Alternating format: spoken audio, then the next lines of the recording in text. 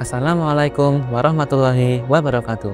Perkenalkan, saya Grenza Andratama Putra dari SMK Negeri 1 Pacitan yang kali ini akan membawakan sebuah resensi dari buku berjudul Surat-Surat Lenin Endro karya Maywin Dwi Asmara yang terbit pada tahun 2019, tebal 159 halaman. Buku ini berisi kumpulan cerpen metaforis dari sosok bernama Lenin Endro yang menghadirkan cerita-cerita penuh kegelisahan, absurditas, dan eksistensial.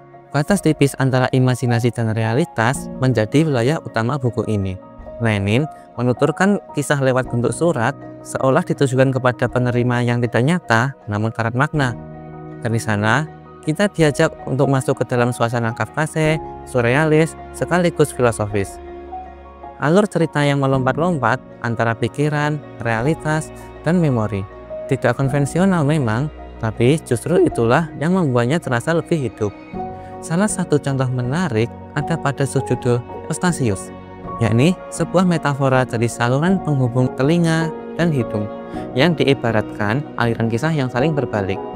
Ada juga kutipan tentang ia yang terasing dari dirinya sendiri, menggambarkan kehilangan kesadaran tubuh, kemalangan seorang musisi, dan absurditas hidup yang menekan. Kekuatan buku ini terletak pada sudut pandang yang berubah-ubah.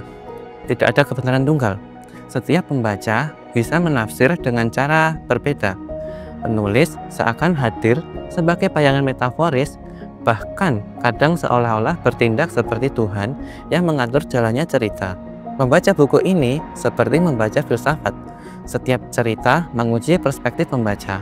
Gaya surrealisme yang digunakan menjadikan kisah ini semakin kaya akan makna. Meskipun alurnya paradoks, benang merah antar cerpen tak terasa.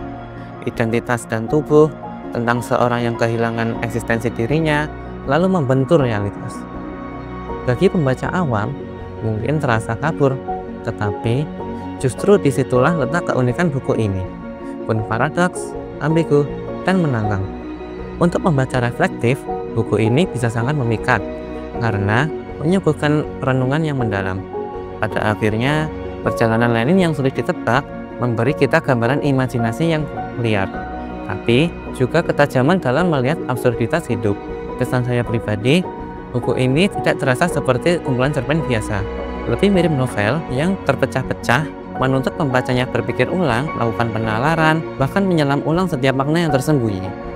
Kesimpulannya, Surat-Surat Lenin Endro bukanlah bacaan yang ringan, tetapi bagi mereka yang menyukai kritik imajinatif, refleksi eksistensial, atau sekadar ingin mencoba karya dengan gaya surrealisme dan simbolisme yang abstrak, buku ini akan sangat layak untuk dibaca. Sekian resensi singkat saya, terima kasih. Wassalamualaikum warahmatullahi wabarakatuh. Salam literasi.